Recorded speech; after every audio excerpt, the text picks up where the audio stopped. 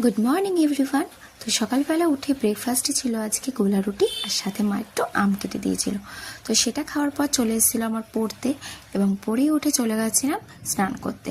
তো আজকে ছিল হেয়ার ওয়াশ ডে। তো তারপর স্নান টান করে চলে গেছিলাম সোজা ছাদে একটু জামাকাপড় মেলতে গেছিলাম। তো জামাকাপড় মেলতে গিয়ে অনেকক্ষণ আজকে সময়টা ছাদে কাটিয়েছি। মানে এত গরম পড়েছে, ঘরে সারাক্ষণ বসে থাকতে আর ভালো লাগছে না। তো ছাদে গিয়ে অনেকক্ষণ দাঁড়িয়েছিলাম, একটু চুলটা শোকাচ্ছিলাম, একটু হাওয়াও দিচ্ছিল, ভালো লাগছিল আর কি।